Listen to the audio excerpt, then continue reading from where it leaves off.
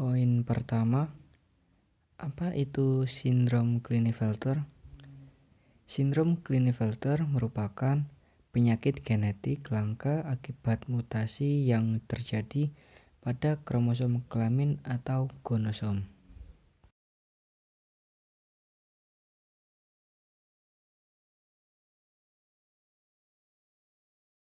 Sindrom Klinefelter, gen yang mengalami mutasi, kondisi di mana seorang laki-laki memiliki salinan kromosom X ekstra. Harus diketahui dulu laki-laki tersebut kromosomnya adalah XY. Namun pada sindrom Klinefelter ini terdapat salinan kromosom XX terakhir, sehingga akibatnya kromosomnya menjadi execution. Sindrom Klinefelter dengan kromosom 44A plus XXY. Pada karyotipnya, gonosom X atau kromosom X telah mengalami trisomi, sehingga karyotipnya menjadi 44A plus XXY atau bisa 22AA plus XXY, tidak terjadi pada autosom. Kesimpulannya adalah sindrom ini terjadi karena adanya mutasi pada kromosom kelamin di mana ada tambahan satu kromosom X, yaitu trisomi karena gagal berpisah, bisa terjadi pada sperma.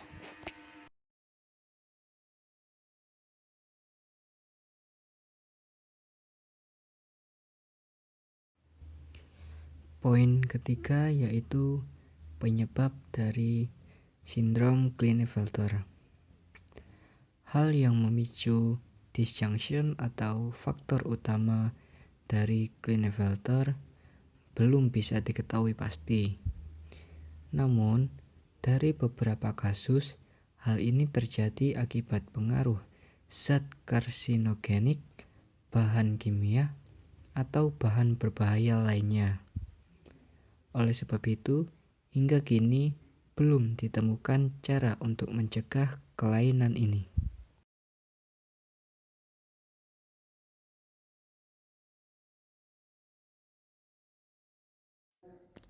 Poin selanjutnya, poin keempat adalah gejala yang ditimbulkan dari penyakit sindrom Klinefelter ini. Ada dua tipe gejala, yaitu gejala fisik yang tampak dan gejala non-fisik yang tidak tampak.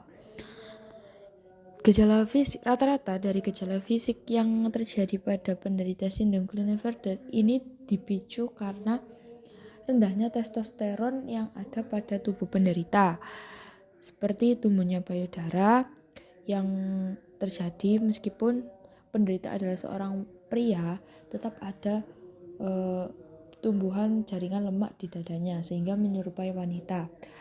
Pertumbuhan lemak yang berlebih ini juga diakibatkan oleh rendahnya testosteron dalam tubuh. Kemudian yang kedua adalah pinggul lebar, di mana bentuk tubuh pria ada dan wanita kan sangat berbeda. Nah, bentuk pinggul lebar itu merupakan ciri fisik yang dimiliki seorang wanita. Pada pria pengidap penyakit sindrom Klinefelter ini, kemungkinan bisa terjadi atau bisa ditemukan pria dengan pinggul lebar. Ini juga merupakan efek dari rendahnya testosteron dalam tubuh pria tersebut karena kromosom dalam tubuh penderita memiliki dua kromosom X yang menekan testosteron. Nah, dua kromosom X yang ada ini memproduksi banyak hormon estrogen yang memicu sifat-sifat fisik yang ada pada wanita. Kemudian yang ketiga adalah testis tidak normal, yaitu ketidaknormalan bentuk testis dan penis yang berupa kriptorkimas dan hipospadia, di mana kriptorkimas itu testis yang tidak turun, biasanya terlihat pada saat anak mulai beranjak pubertas, dan juga hipospadia, di mana kondisi uretra tidak pada tempatnya. Nah, untuk mengobati penyakit yang ini, untuk memperbaikinya bisa dilakukan rekonstruksi pembedahan pada alat kelamin pria ini. Kemudian yang ketiga adalah kaki yang panjang dan tangan yang panjang. Pada kondisi sindrom Klinefelter, bentuk tubuhnya bisa dibilang cukup normal, namun hanya ada ciri fisik seperti wanita, tapi ada kelebihan yang diderita pada penderita sindrom Klinefelter, yaitu memiliki kaki dan tangan yang agak panjang, sehingga mereka biasanya disebut bongsor. Nah, namun meskipun memiliki kaki dan tangan yang panjang, mereka memiliki tulang yang agak rapuh. Ini juga diakibatkan oleh kurangnya testosteron dalam tubuh penderita.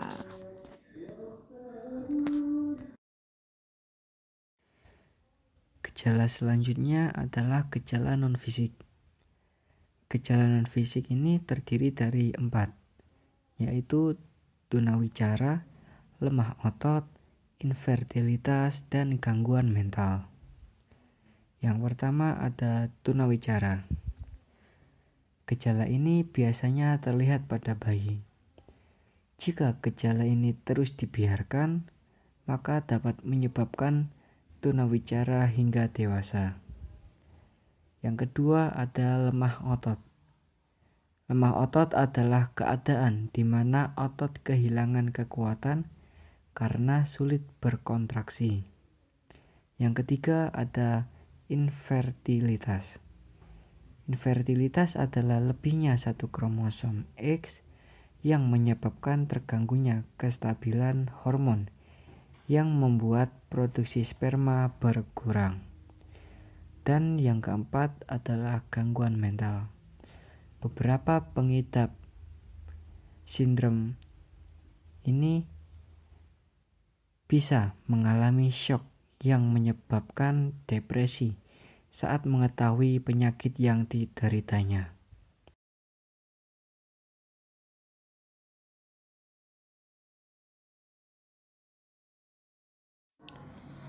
Poin selanjutnya, poin kelima, yaitu pengobatan. Karena sindrom Klinefelter ini adalah penyakit yang ditimbulkan karena mutasi kromosom, maka dari itu penyakit ini tidak bisa benar-benar disembuhkan. Cara pengobatan yang dilakukan hanyalah upaya untuk meningkatkan kualitas hidup si penderita. Cara pengobatan pertama yaitu terapi testosteron. Terapi testosteron ini adalah terapi yang selalu digunakan oleh para penderita sindrom Klinefelter. Mengapa terapi ini selalu dijalankan oleh penderita sindrom Klinefelter? Sebab pada penderita sindrom Klinefelter mereka memiliki jumlah hormon testosteron yang amat sedikit di tubuh mereka. Ini diakibatkan karena adanya dua kromosom X dan satu kromosom Y yang mengakibatkan ketidakstabilan produksi hormon. Nah, rendahnya hormon testosteron dalam tubuh pria bisa mengakibatkan beberapa hal, dan jika dibiarkan akan berakibat fatal. Beberapa hal tersebut adalah mudah lelah, berkurangnya rambut, tulang menjadi rapuh, anemia, kolesterol, dan lain sebagainya. Bahkan jika ini fatal akan mengakibatkan infertilisasi. Nah, pada penderita sindrom Klinefelter, rata-rata gejala yang ditimbulkan adalah akibat dari kekurangan testosteron ini. Jadi, terapi testosteron ini adalah cara yang harus dilakukan oleh penderita sindrom Klinefelter. Nah, penderita sindrom Klinefelter harus mendapatkan hormon testosteron secara berkala sesuai dengan dosis mereka agar gejala-gejala yang timbul seperti fisik seperti wanita, sedikit rambut, itu bisa berkurang. Nah, cara pengobatan selanjutnya adalah IGSI atau intracytoplasmic sperm injection. Adalah upaya untuk membantu penderita yang sudah memiliki istri untuk memiliki keturunan. Pada penderita sindrom Klinefelter ini, karena kekurangan hormon testosteron, maka produksi spermanya amat sedikit. Dan apabila mereka memproduksi sperma Sperma yang mereka hasilkan juga belum tentu baik. Maka dari itu, sangat kecil kemungkinan jika mereka bisa memiliki keturunan dengan cara alami.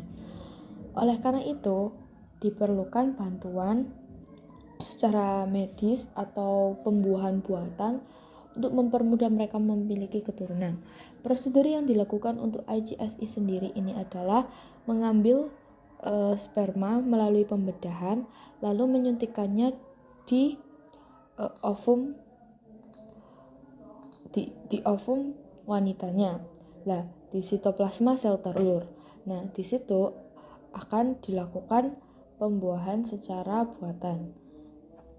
Nah, dengan cara ini akan meningkatkan kemungkinan si penderita memiliki keturunan seperti orang normal. Selanjutnya, pengobatan yang ketiga adalah terapi wicara dan terapi fisik. Nah, terapi wicara ini biasanya dijalani oleh anak bayi atau anak kecil yang sudah mulai menunjukkan gejala yang ditimbulkan oleh sindrom Klinefelter ini. Nah, terapi wicara harus dilakukan agar si penderita tidak mengalami tunawicara hingga besar. Dan terapi fisik biasanya dijalankan atau dilakukan pada orang yang sudah menginjak dewasa atau sudah tua. Nah, lagi-lagi karena kekurangan hormon testosteron, otot di tubuh menjadi lemah dan tidak bisa berkontraksi sesuai dengan tugasnya. Maka dari itu, diperlukan terapi fisik untuk membuat otot terbiasa lagi berkontraksi sesuai dengan apa yang seharusnya. Selanjutnya, pengobatan keempat adalah pengangkatan payudara.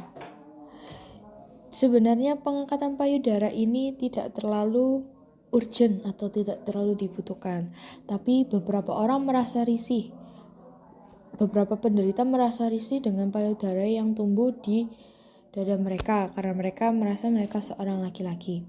Nah, prosedur pengangkatan payudara ini dilakukan dengan bedah plastik untuk menghilangkan jaringan lemak di dada agar tidak nampak seperti payudara.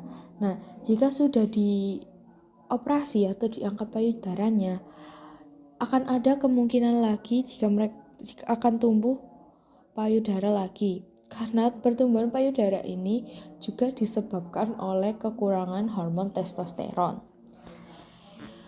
Upaya pengobatan yang terakhir adalah konsultasi psikologis. Ini berkaitan dengan mental si penderita sindrom Klinefelter. Cara ini digunakan untuk mencegah terjadinya depresi atau mental illness pada penderita. Cukup wajar jika penderita melakukan depresi karena mereka memiliki bentuk fisik yang berbeda, lalu kemandulan, lalu jika ada orang iseng mereka harus menerima cemoohan orang. Nah, saya rasa konsultasi psikologis ini cukup penting karena jika tidak dilakukan konsultasi psikologis, orang yang depresi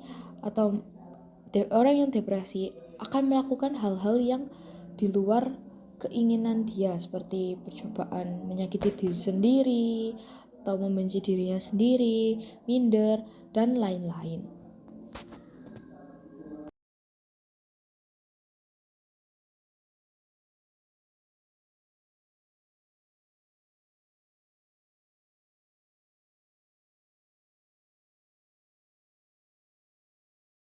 Sikap kita saat melihat orang mengidap gangguan Klinefelter.